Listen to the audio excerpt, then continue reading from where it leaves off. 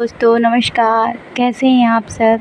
दोस्तों मैं आज फिर से आपके लिए एक नई कहानी लेकर आई हूँ। कहानी का नाम है कौवा और सांप की कहानी।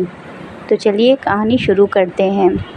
किसी गांव के पास एक बड़ा बरगद का पेड़ था। उसी पेड़ पर एक कौवा और उसकी पत्नी रहते थे। हर साल बसंत ऋतु में घोंसला बनाते थे, अंडे देते और बच्चे की परवरिश करते। लेकिन उसी पेड़ के नीचे एक बिल में एक काला सांप रहता था। वह बहुत ही चालाक और निर्दयी था। जैसे ही कौवे के अंडे या नन्हे बच्चे होते, सांप चुपके से ऊपर चढ़कर उन्हें खा जाता। कौवे ने कई बार उसे रोकने की कोशिश की, लेकिन वह अकेले कुछ नहीं कर पाता। कौवे और उसकी पत्नी का दिल टूट जाता। दोनों सोच में पड़ गए, अगर ऐसा ही चलता रहा तो हमारा परिवार कभी आगे नहीं बढ़ पाएगा। एक दिन कौवे ने पास के जंगल में रहने वाले अपने मित्र लोमड़ी से सलाह ली। लोमड़ी ने बड़ी समझदारी से कहा, सांप ताकतवर ज़रूर है, लेकिन उसका भी कमज़ोर पहलू है।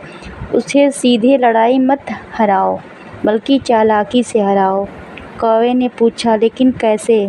लोमड़ी ने मुस्कुराकर कहा, गांव के राजा के महल के पास नदी के किनारे रोज़ रानियां नहाने आती हैं। वे सोने चांदी के गहने किनारे पे छोड़ देती हैं।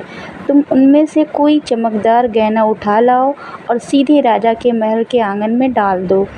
वहाँ के लोग जब गहना लेने आएंगे तो सांप का बिल भी देखेंगे और उसे मार डालेंगे। कौवे को यह उपाय बहुत अच्छा लगा। अगले दिन वह महल के पास गया।